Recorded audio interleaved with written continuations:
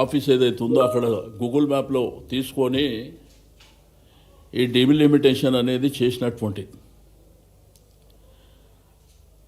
అయితే టీవీల్లో పేపర్లో నిన్న కూడా మాట్లాడినప్పుడు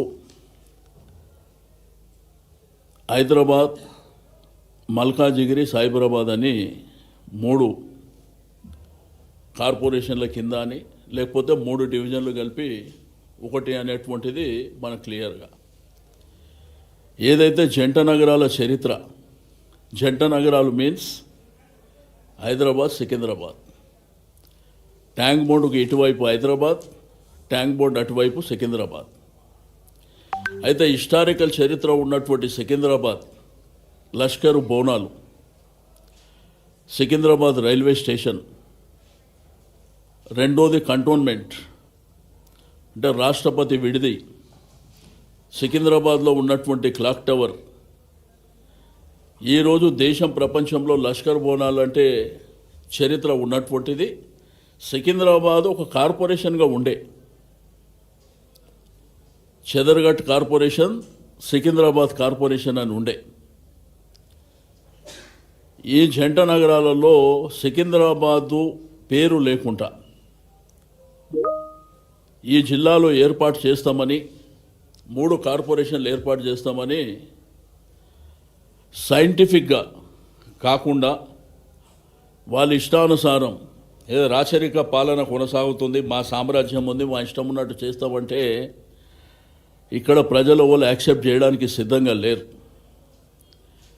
అందుకే ఈ నెల 17వ తేదీన భారీ ఎత్తున సికింద్రాబాద్ రైల్వే స్టేషన్ నుంచి Prashanth theatre, Secunderabad clock tower, అమరవీరుల స్తూపం, Manju theatre, Paradise, Secunderabad Gandhi statue వరకు కలిసొచ్చే పార్టీలని, ప్రజల్ని, మేధావులను అందరినీ కలుపుకొని, అంటే సికింద్రాబాద్ యొక్క చరిత్రని రూపుమాపే ప్రయత్నం చేస్తున్నటువంటి ప్రభుత్వాన్ని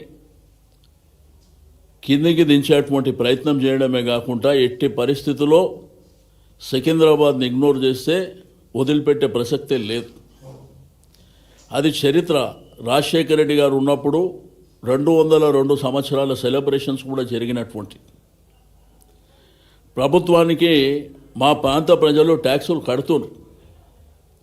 మా ప్రాంతం ట్యాక్సులు మాకే ఖర్చు పెట్టాలనేటువంటి ప్రధానమైనటువంటి డిమాండ్తోని లష్కర్ సాధన సమితి ఒకవైపున ప్రయత్నం చేస్తున్నటువంటి సందర్భం. ఆ పక్కన డిఫెన్స్ ఉంది, రాష్ట్రపతి విడిది ఉంది, కంటోన్మెంట్ బోయిన్పల్లి ప్రాంతం ఉంది, పరేడ్ గ్రౌండ్ ఉంది.